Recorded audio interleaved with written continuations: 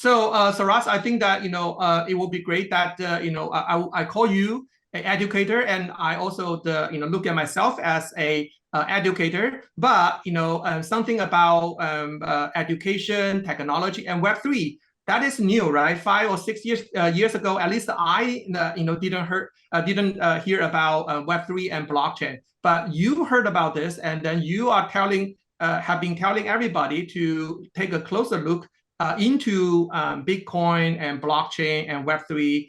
And can you tell me a little bit about your story? What is your journey into this rabbit hole of Bitcoin and the Web3?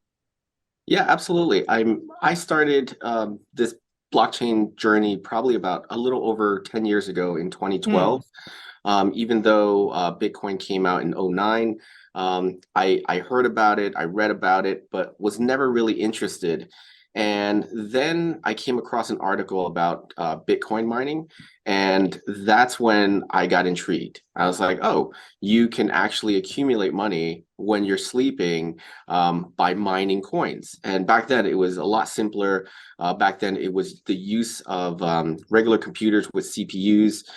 It didn't have all of this fancy technology or dedicated processors specifically for crypto mining.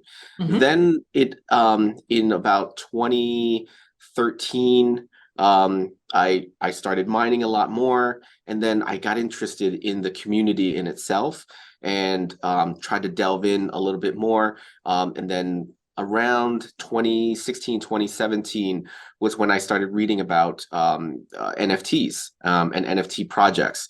It started off with pixel maps where you could buy a series of pixels and then post that as an NFT. So you can basically buy as many pixels as you want for X amount of Ethereum. And then from there, it grew to crypto kitties that came out in I think 2017, but I didn't know about it until about early 2018. And then I was fascinated with that because of the utility that it had in gaming.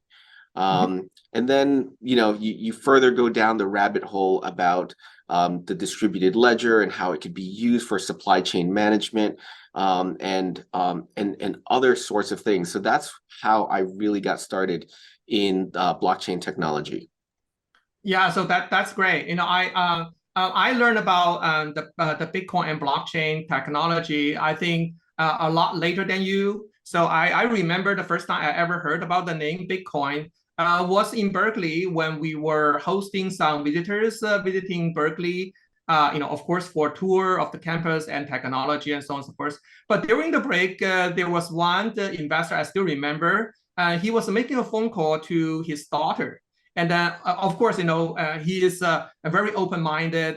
He really told his mind to everybody, and over the phone, I mean, sitting, among many people, he actually got a phone call from his daughter, and then he said that, oh, the Bitcoin just hitting, a threshold, and I think that you should, put in some order to buy. So that actually was, I innocently overheard about the discussion about the Bitcoin. But I never give a serious thought about this new technology, not like you, Sorat. But the first time that I ever something that clicked in my mind to look into this as something really, really new and technology is going to be here, stick around, was actually, but my story is going to be like sound like a cliche. It's actually from Elon Musk. And when he announced that Tesla is going to allow customers to purchase products, those are big item products using Bitcoin. And I start to think, Tesla has a lot of smart people, not just Elon, but a lot of financial genius. And if companies like Tesla, and they are not the first one. By the time that Elon announced the Tesla allowing the crypto payment, and there have been a lot of companies already jumping to the bandwagon. So I started to look into Bitcoin and then this whole thing about decentralization.